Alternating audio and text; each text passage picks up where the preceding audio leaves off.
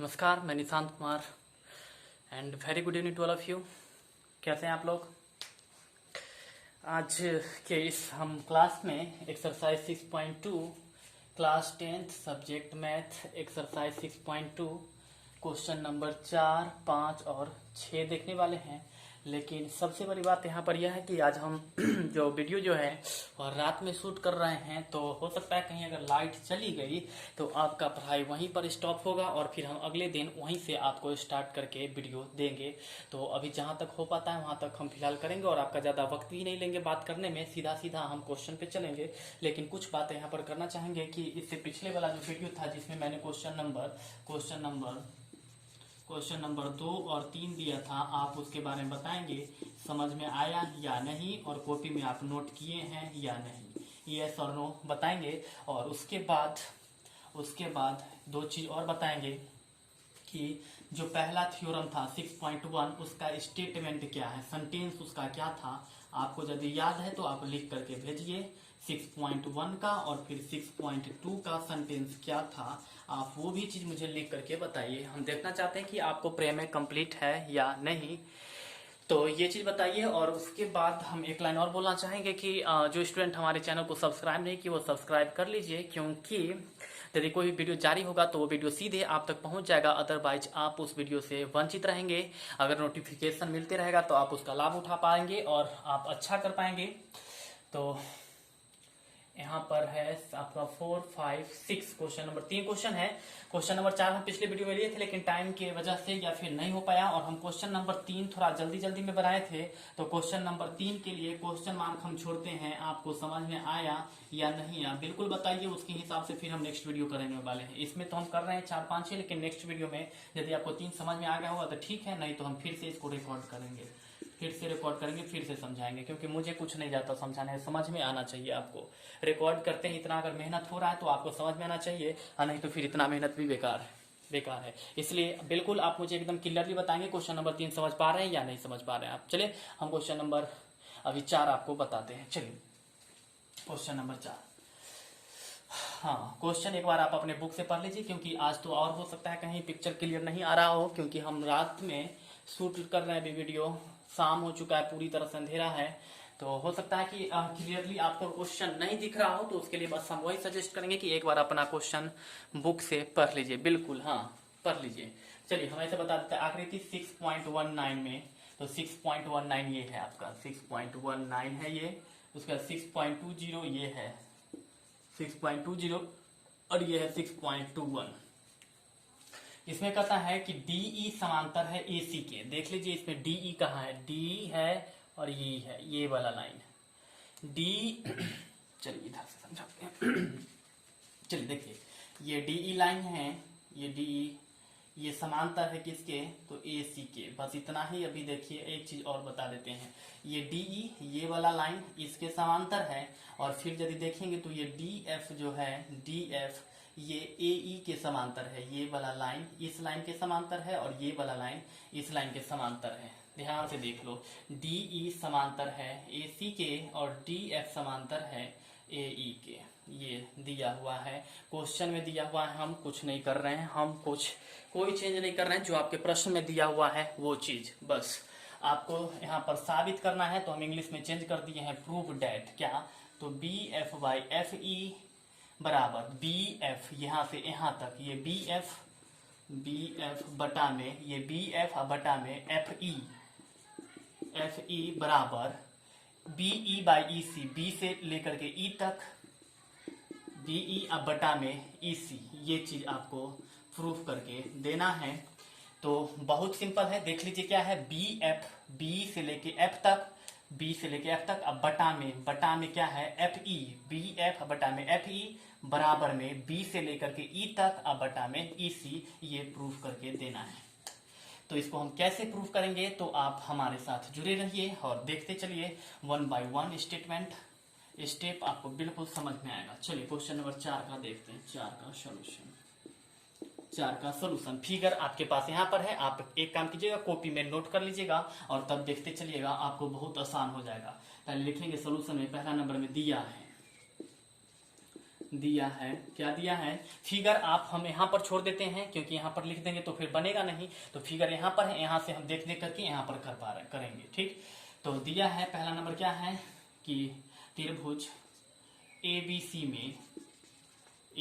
में क्या, तो डी ई समांतर है, ये वाला लाइन इसके समांतर है एसी के, तो यहाँ पर लिख देंगे डी ई समांतर एसी तथा क्या है, जो डी एफ समांतर ए ई है, डी एफ ये वाला लाइन जो है, डी एफ ये वाला लाइन जो है डी से लेके एफ तक ये वाला जो लाइन है ये समांतर है ए ई का, हम पहले बता चुके हैं, तो बस इसी को लिख देंगे डी एफ समांतर ए ई। तो डी एफ समांतर ए ई।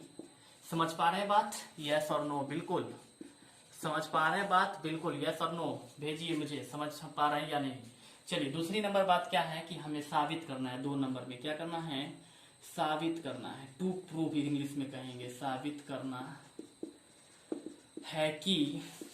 है कि क्या साबित करना है, तो हम आपको पहले बताए हैं कि बी एफ, ये बी एफ अब बटा में एफ ई, तो बी एफ बटा में एफ ई बराबर बी एफ बटा में एफ ई हो गया, उसका बी ई, तो यहाँ पर बी ई अब बटा में ई सी, ये साबित करना है। तो चलिए हम इसमें कुछ रचना नहीं करना है, डायरेक्ट प्रमाणित करेंगे, तो प्रूफ में देखेंगे, प्रमाण में देखेंगे, लिखेंगे त्रिभुज ए बी सी में, पूरा त्रिभुज में, चलिए त्रिभुज ए बी सी में क्या है, जो ये है डी ई समांतर ए सी, डी ई समांतर ए सी, देयरफॉर अब ये 2 लाइन वाला जो है इसको अभी भूल जाना है, बिल्कुल देखिए ये जो डी एफ जो ए ई के समांतर है, इसको जहां पर हम 2 लाइन वाला खींचे हुए हैं इसको आपको भूल जाना है, ये 1 लाइन वाला देखिए, ये 1 लाइन वाला, ये सिर्फ सोचिए इसके बारे में, ये जो है ये पूरा ए बी सी में ये जो डी ई है, ये डी ई जो है ये समांतर ए सी के है, और जब ये ऐसा स्थिति होता है कि किसी भी त्रिभुज में जब ये भुजा और ये भुजा समांतर हो तो ये क्या करेगा, अन्य 2 भुजा को समान अनुपात में विभाजित करेगा, मतलब ये ए बी को और बी सी को समान अनुपात में विभाजित करेगा, किस चीज से, तो थेल्स प्रमेय से, और इसी चीज को हम लिख देंगे। तो सोच सकते हैं जब ये इसके पैरेलल है, समांतर है, तो क्या होगा, जब B D by D A अब बराबर में क्या होगा, बी ई बाय में ई सी, हम इसी चीज को लिख देंगे B D by D A, या यूं लिख सकते हैं, ये से लिखते हैं B D by D A, B D by D A बराबर में B D by D A बराबर में B E by E C, B E by E C, B E by में ई सी, किस चीज से, तो थेल्स प्रमेय से, थेल्स प्रमेय से, थेल्स प्रमेय से इसको हम समीकरण 1 मान लेंगे। और अब फिर से हम दूसरे सिचुएशन की तरफ चलते हैं, अगेन देखते हैं क्या है। अब त्रिभुज हमको ए बी सी में नहीं चलना है, अब हमें ए बी सी में नहीं चलना है, अब हमें त्रिभुज ए बी सी में नहीं चलना है, कहाँ चलना है, तो वो आप यहाँ पर देखेंगे। अब आपको चलना है इतना, ये ए सी लाइन को और ई सी लाइन को भूल जाइए, अब आपको चलना है त्रिभुज ए ई बी में, ए ई बी में, ऐसे यहाँ से स्टार्ट करना है, ये वाला ऐसे, ये वाला ए ई, और यहाँ ऐसे, और ये ऐसे ए बी ई में, इधर वाला ये पार्ट को भूल जाना, ये ऐसे ऐसे इतना पर चलना है, ये वाला पर चलना है, बिल्कुल समझ पा रहे हैं। इस लाइन को भी आपको भूल जाना है, इस लाइन का भी अब कोई उपयोग नहीं है, आपको चलना है ए ई बी में। फिर से देखिए ए ई बी में, ए ई बी में क्या देखे थे कि डी एफ समांतर ए ई का दिया हुआ है, क्वेश्चन में दिया हुआ है कि ये डी एफ जो है लाइन वो समांतर है ए ई का, तो हम लिखेंगे त्रिभुज क्या, तो ए ई बी में, त्रिभुज ए ई बी में क्या है, तो देख सकते हैं डी एफ, ये डी एफ जिस पर हम दो लाइन खींचे थे, दो लाइन डी एफ समांतर है ए ई का, में डी एफ समांतर है ए ई। जब डी एफ ए ई के समांतर हो जाएगा तो यहां पर आपका क्या होगा, थेल्स प्रमेय से देख सकते हैं B D by D A, B D by D A, B D ये लाइन और ये लाइन, तो बी डी, ये बी डी अब बाई में डी ए। जब ये इसके पैरेलल हो गया, ये वाला लाइन इसके जब पैरेलल हो गया तो बी डी अब बटा में डी ए अब बराबर बी एफ बटा में एफ ई होगा, क्योंकि ई नहीं है, ये पार्ट खत्म है, तो बी डी बटा में डी ए बराबर में बी एफ बटा में एफ ई, यहाँ पर एफ है, बी एफ बटा में एफ ई, तो यहाँ पर हो जाएगा बी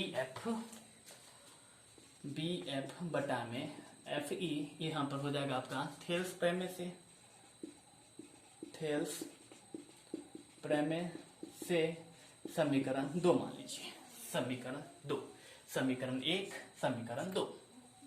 चलिए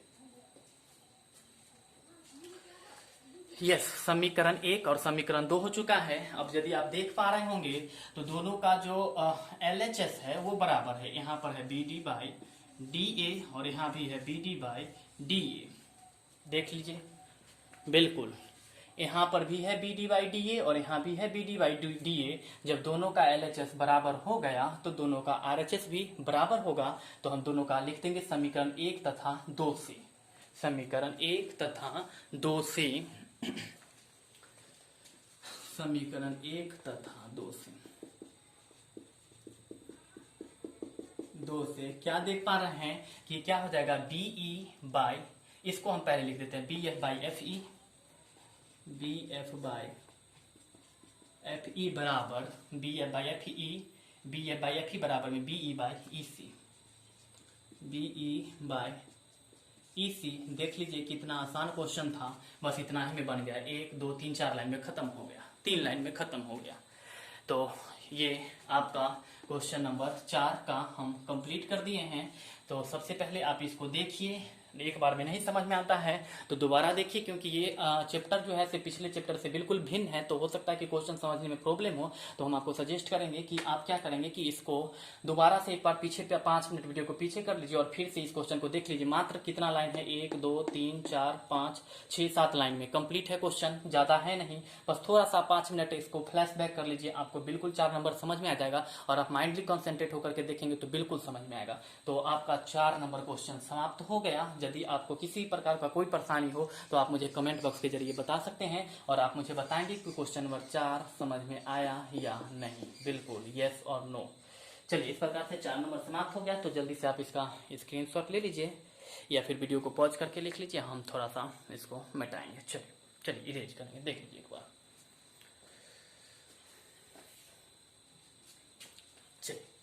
चलिए आप पीछे करके देख लीजिएगा या फिर पॉज करके, हम मिटा देंगे। चलिए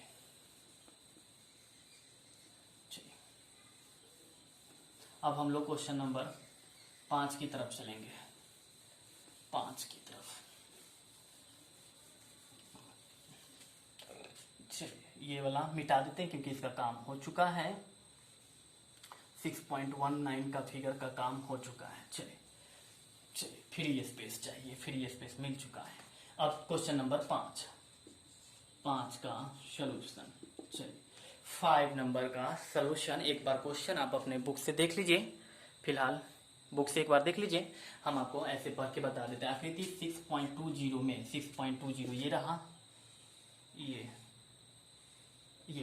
ये वाला, इसमें क्या है कि DE समांतर है OQ, DE ये वाला जो ये वाला लाइन जो है DE ये OQ के समांतर है। ठीक है, हम बता देते हैं, बिल्कुल समझिए। ये वाला जो लाइन है DE, ये वाला लाइन दिख रहा होगा, बिल्कुल दिख रहा होगा, इतना तो जरूर समझ में आ रहा होगा, देख लेते हैं। यस, समझ में आ रहा होगा, बिल्कुल क्लियर आ रहा है पिक्चर। चलिए DE समांतर DE, चलिए देखिए DE समांतर है OQ के, और ये DF जो समांतर है वो है आपका OR के। DE समांतर है DE समांतर है OQ के और DF समांतर है OR के। ये आपका दिया हुआ DFOR। तो सो डैट मतलब दर्शाना है कि EF जो होगा ये EF ये वाला लाइन EF जो होगा ये EF ये वाला लाइन EF जो होगा वह QR के समांतर होगा, इसके समांतर होगा। ये हमें प्रूफ करके बताना है। EF समांतर QR प्रूफ करके बताना है। चलिए हम आपको एकदम इजीली कंसेप्ट देंगे, इतना सिंपल सोल्यूशन देंगे जो बिल्कुल समझ जाएंगे। चलिए यहाँ पर सोल्यूशन में देते हैं पहला नंबर। फिगर यही रहने देते हैं, दोबारा हम नहीं बनाते हैं। तो दिया है क्या दिया हुआ है, तो ABC एक त्रिभुज है, ABC एक त्रिभुज है जिसमें क्या है कि P जिसमें है DE समांतर OQ, जिसमें DE समांतर OQ तथा DF समांतर OR ये चीज दिया हुआ है। और उसके बाद हमें साबित क्या करना है, तो देख सकते हैं 2 नंबर में साबित करना है कि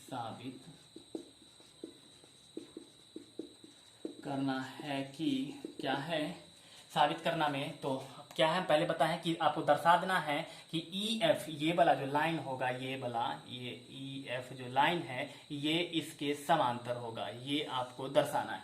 EF समांतर QR EF समांतर QR। तो यहाँ पर EF समांतर QR ये रहा। अब तीसरा नंबर में प्रमाण में चलिए।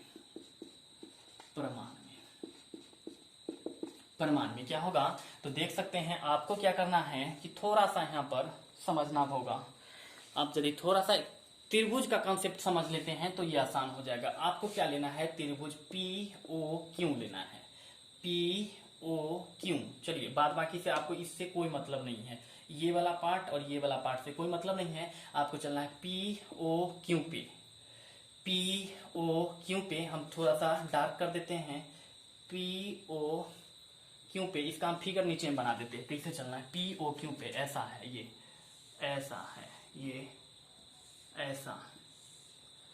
ऐसा है P है। उसके बाद यहाँ पर O है, O और इधर है Q और ये एक लाइन है ED एक लाइन है ED जो OQ के पैरेलल है, Q और O का पैरेलल है। ये पार्ट POQ में ये वाला जो इधर वाला ऊपर वाला पार्ट है, इसमें 3 पार्ट है, 1 2 3। तो ये पहला नंबर जो पार्ट है, ये पहला नंबर पॉइंट वाला है। पहला नंबर पार्ट में हमें क्या करना है, देखना है, पहला पार्ट में देखना है। पहला पार्ट में आप यदि देखिएगा तो देखिए DE समांतर है OQ के, DE समांतर है OQ के। तो हम यहाँ पर लिख देंगे त्रिभुज किस में, तो POQ में। त्रिभुज POQ में क्या है कि DE समांतर किसके है, OQ के। DE समांतर OQ, तो हम लिख देंगे DE समांतर OQ। तो जब ऐसा हो जाता है कि किसी भी त्रिभुज में जब ये इसके समांतर होता है तो थेल्स प्रमेय में से क्या हो जाता है, PE/ED बराबर है PD/DO। तो हम वही चीज लिख देंगे PE, यहाँ पर देख सकते हैं कि ये DE OQ के समांतर हो गया। इसका मतलब जो PE/EQ बराबर PD/DO लिख देंगे।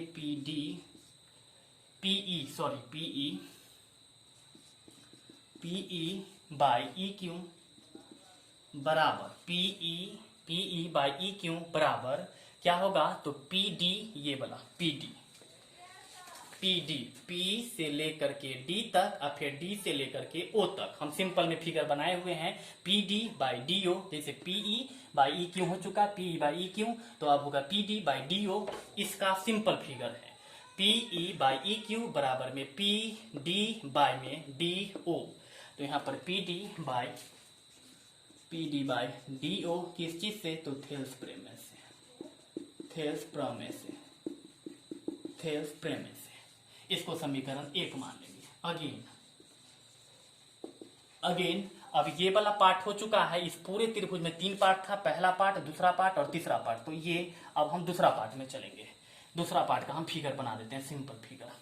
दूसरा है POR, ये इस प्रकार से है, ये इस प्रकार से है, ये इस प्रकार से है। यहाँ पर है आपका D और F, DFPOR। सेकेंड पार्ट का है DPPOR, ऐसे करके यहाँ से ये वाला लाइन, फिर ये ऐसे करके यहाँ पर, और फिर ये ऐसे करके यहाँ पर, ये वाला त्रिभुज दूसरा नंबर वाला त्रिभुज। इसमें देख सकते हैं कि ये DF जो है वो पैरेलल है OR के। देख सकते हैं हम फिगर, सिंपल फिगर बनाए हैं, DF पैरेलल OR। तो हम लिखेंगे अगेन त्रिभुज किसमें, POR में। त्रिभुज POR में क्या है, DF parallel OR, DF parallel OR, DF parallel OR। और जब ये DF पैरेलल OR हो गया, DF पैरेलल OR, तो यहाँ पर क्या होगा जी, PF बाई में FR, PF बटा में FR, PF बटा में FR बराबर क्या होगा, PF बटा में FR बराबर में PD बटा में DO, PD बटा में DO। यहाँ पर देख सकते हैं PF बटा में FR बराबर में PD बटा में DO। तो PD बटा में DO ये भी हो जाएगा थेल्स प्रमेय से ये हो गया इक्वेशन 2। समीकरण 1 और समीकरण 2 ये था उसका सिंपल फिगर पार्ट 2। बस इतना समझ लेना अभी। अब इसको हम मिटा देते, इसका जरूरत खत्म है। समीकरण 1 और समीकरण 2 से जब देखेंगे आप तो दोनों का RHS बराबर है। पहले आप देखिए, समीकरण 1 भी देखिए और समीकरण 2, दोनों में आपको क्या पता चल रहा है कि दोनों का RHS बराबर है। दोनों में PD बाई DO है। देख सकते हैं समीकरण 1 में PD बाई DO और समीकरण 2 में भी है PD बाई DO, बिल्कुल PD बाई DO है। तो अब क्या होगा कि दोनों का जब RHS बराबर है तो समीकरण 1 और 2 से दोनों का LHS भी बराबर होगा। तो हम लिखेंगे समीकरण 1 तथा 2 से, समीकरण 1 तथा 2 से from equation first and second we get क्या, तो जब दोनों का ये दोनों बराबर है तो दोनों का LHS बराबर होगा, यानी PE बाई EQ, PE बटा में EQ बराबर में PF बटा में FR। बिल्कुल, पहले इस चीज को समझिए फिर आगे समझेंगे। PF बाई में FR, PF दोनों का LHS बराबर हो चुका है। तो अब क्या करना है, इस फिगर में चलना है। अब आपको क्या करना है कि सब कुछ छोड़ दीजिए, सब कुछ हटा दीजिए। अब किसी भी चीज का जरूरत नहीं है, ये सब पार्ट 1 पार्ट 2 पार्ट 3 किसी भी चीज का जरूरत नहीं है। सिंपल कर दीजिए, फिगर को लीजिए, सिंपल कर दिए, ये सिंपल कर दिए और सबका बात खत्म है। देखिए क्या है, PE बाई EQ। PE कौन है, ये है PE और ये है आपका EQ। तो आ गया PE बाई EQ और उसके बाद है PF बाई FR। तो PF है आपका ये PF बटा में FR। फिर से समझ लीजिए, यहाँ पर है आपका PE बाई EQ, तो PE हो गया ये और EQ हो गया ये। उसके बाद है PF बाई FR, तो PF हो गया ये और FR हो गया ये लाइन जो है इस दोनों भुजा को समान अनुपात में विभाजित कर रखा है। तो थेल्स प्रमेय के विलोम से जब ऐसा स्थिति आ जाए, PE बटा में EQ बराबर में PF बटा में FR, तो थेल्स प्रमेय के विलोम से क्या होगा कि ये इसके समांतर हो जाएगा। तो हम लिख देंगे देयरफॉर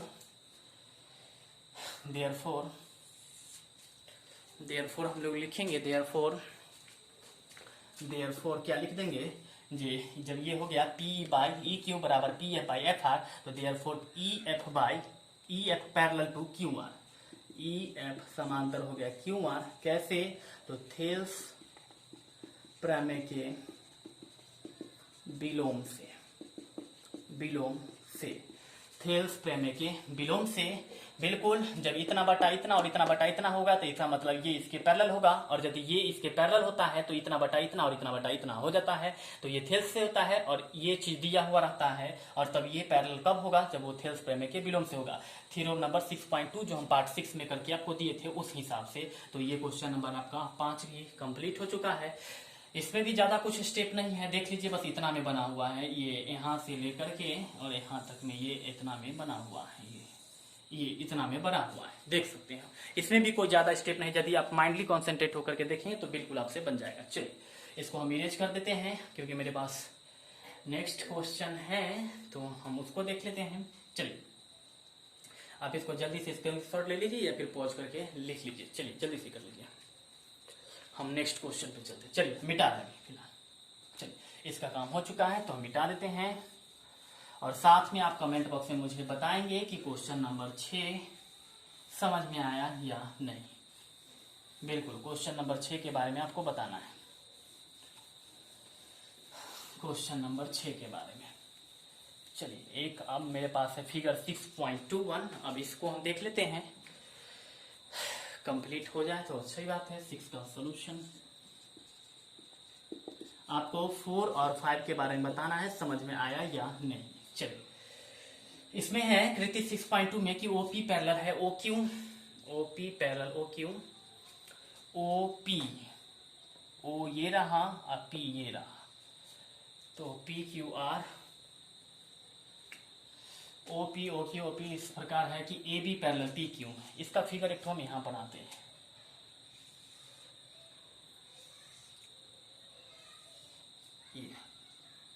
ये है P Q R, P P Q R, इसमें है आपका ये, चलिए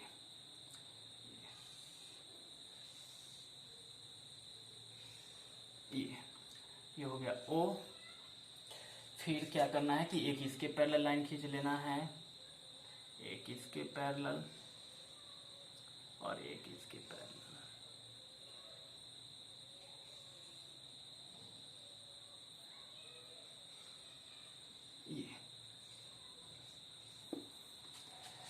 ये हो जाएगा आपका यहाँ पर ए, यहाँ पर हो जाएगा बी और यहाँ पर सी।